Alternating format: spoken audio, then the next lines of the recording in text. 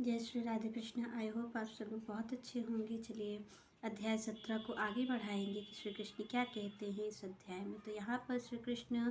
बता रहे हैं कि जो व्यक्ति है, जो पूजा प्रार्थना आप और हम सब लोग करते हैं, तो यहाँ पर श्री कृष्ण कहते हैं कि ये जो आप और हम देवताओं की पूजा करते हैं, कोई भगवान की पूजा करता है, कोई अनेक पूर्वजों की पूजा करता है, तो जो इस तरीके से आप और हम लोग अलग अलग पूजा करते हैं, कोई पेड़ों की पूजा करता है, कोई भूतों की भी पूजा कर लेता है, कोई मनुष्यों का ही पूजन कर रहा है। तो आप और हम देखते हैं कि जो हमारी श्रद्धा है, जो हमारी पूजा की क्रिया है, तो हम अनेक अनेक लोगों को पूजन करते हैं, अनेक अनेक लोगों की पूजा करते हैं। तो यहाँ पर भगवान कहते हैं कि जो व्यक्ति है,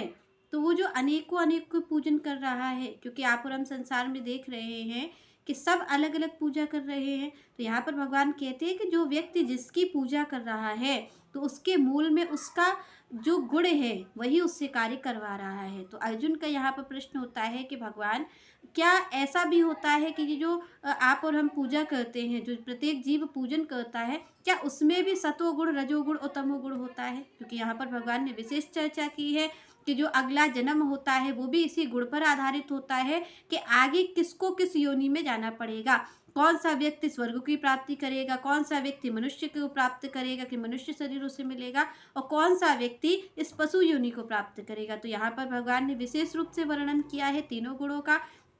तो यहाँ पर अर्जुन का प्रश्न होता है कि ये जो हम पूजा पाठ करते हैं, जो हम भगवान की पूजा अर्चना करते हैं, तो क्या ये पूजा अर्चना केवल भगवान की हमारे लिए लाभदायक है, या जो हम मनुष्य की पूजा करते हैं उसका क्या फल होगा, और अगर हम किसी भूत प्रेत की पूजा करते हैं तो उसका फल क्या होगा? तो यहाँ पर श्री कृष्ण उत्तर दे के कहते हैं कि जो व्यक्ति में जिस गुण की प्रबलता होती है वो उसी का पूजन करता है। तो यहाँ पर भगवान कहते हैं कि जो देवताओं को पूजने वाले हैं, जो सूर्य चंद्र की उपासना करते हैं, जो गणेश जी की और ब्रह्मा जी और अनेक देवी देवता जो आप और हम देखते ही हैं मंदिर में हैं, उन सब की पूजा करते हैं, तो भगवान कहते हैं कि वो सतोगुणी होते हैं। तो सतोगुणी व्यक्ति की तो स्थिति क्या है कि वो स्वर्ग आदि लोकों को प्राप्त करेगा, ब्रह्म आदि लोकों को प्राप्त करेगा। भगवान कहते हैं जो धनी मानी व्यक्तियों की, क्योंकि आजकल संसार में विशेष रूप से देखा जाता है कि जो प्रतिष्ठावान है, जो धनी मानी है, वो क्या करता है, वो उसी की पूजन में लग जाता है, उसी की ही पूजा करता है, उसे ही भगवान समझ लेता है।